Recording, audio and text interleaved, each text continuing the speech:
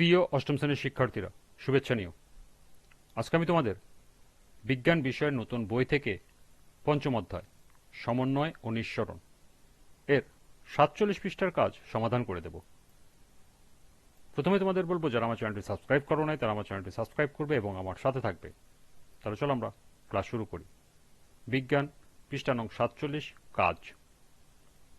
শিক্ষকের সাথে আলোচনা করে অভিকর্ষ উদ্ভিদের বৃদ্ধিকে প্রভাবিত করে তা একটি পরীক্ষার মাধ্যমে দেখাও। তাহলে চলো আমরা এর সমাধান দেখে নিই। অভিকর্ষ বলের প্রভাবে উদ্ভিদ অঙ্গকে চলনকে অভিকর্ষ বৃত্তীয় চলন বা জিওট্রপিজম বলে।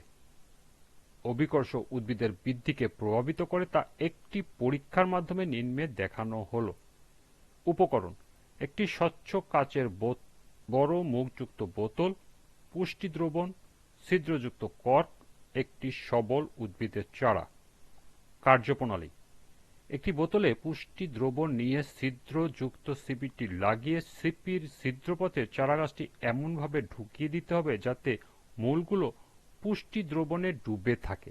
এবার গাছসহ বোতলটি জানালার কাছে আলোকিত স্থানে রেখে দিই।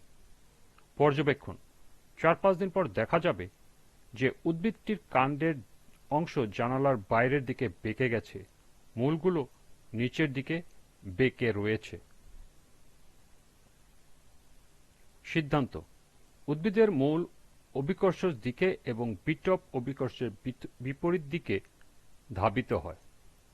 যেহেতু পৃথিবী অভিকর্ষজ বলের দ্বারা সকল বস্তুকে কেন্দ্র বরাবর নিচের দিকে আকর্ষণ করছে, তাই পৃথিবীর প্রতিটি নিয়ামক এই আকর্ষণের দ্বারা প্রভাবিত হয়।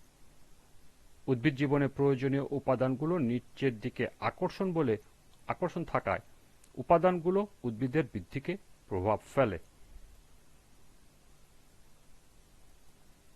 এই ছিল ৪৭ পৃষ্ঠার কাজের সমাধান।